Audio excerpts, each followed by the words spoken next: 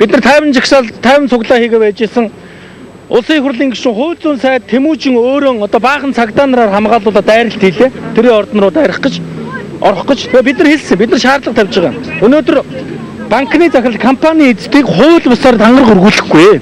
Ард түмний сонголтыг ингэж өөртөө дээрэмдүүлэхгүй гэдгээ Өвөр Хангай аймгийн сонгогчдыг дэмжиж бид нар энэ төр цуглаа хийж байгаа. Улсын их хурлын гишүүдийг оруулахгүй гарахгүй гэдэг л асуудал тавьж байгаа. Тэгээд 2-3 сарын өмнө ард түмэн рүү хүчиргэлж болохгүй, цагдаа нар дайрж болохгүй, жагсагчдын үгийг сонсох ёстой гэж ярьдаг байсан өнөө Тэмүүжин маань хууль зүйн сайд болоод өөрөө сайд баахан цагдаа нар хамгаалуулаад дайралт хийгээд энэ бужигнаа үүслээ шүү дээ. Тэгээд дайраад орчихсон. Ийшээ 3 хүнийг аваад орчихсон. 3 хүнээ бид нар босааж авъя гэдэг шаардлага тавьж байгаа. Өөр юм байхгүй. Ер нь бол Монгол улсад энэ Монголын хараат ус байх ёстой шүүх. Сонгуулийн ерөнхий хороо, үндсэн хуулийн цэц. Энэ олон байгууллагууд өнөөдөр эрх мэдэлтэй болсон намын одоо карманы өмч болчихжээ. Дээрээс нь мөнгөтэй баян банкны эзэн компани захирлууд үйлчлдэг болчих. Ард түмнийг зүгээр дэвслээд ингээд дайраад орчдөг болсон байна. Ард түмний 48% гэдэг чинь маш өндөр санал шүү дээ.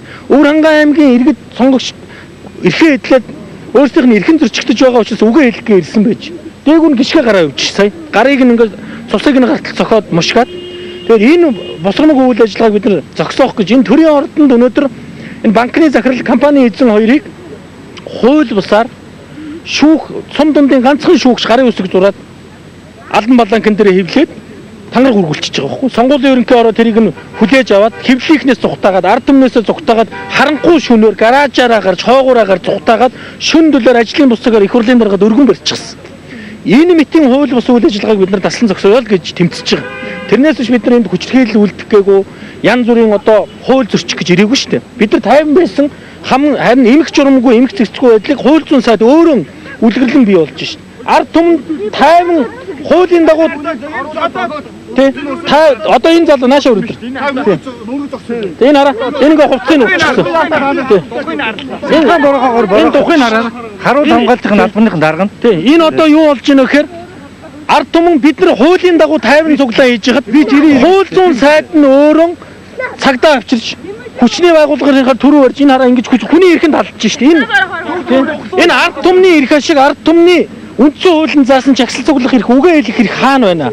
Ард түмэн эрхгүй ардчилсан намын хууль зүйн сайд ганцаархнаа эрх мэдэлтэй ганцаараа одоо хамгаалтанд байх ёстой. Яагаад цагдаа энийг хамгаалахгүй вэ? Ард түмнийг яагаад хамгаалахгүй? Эндүү даварж штэ тийм үстэй. Энэ ард түмэн одоо хэрэгтэй штэ бид нар ярьж ил өнөөдөр энэ цуглааныг хийж байгаа штэ. Яагаад хууль зүйн сайд нь тайван байдлыг амар амгалан байдлыг сахиулах үүрэгтэй ард иргэдэд хамгаалах үүрэгтэй хууль зүйн сайд ард түмэн рүүгээ борооход алааж цагдаа нараар хамгаалуулж дайрж байна.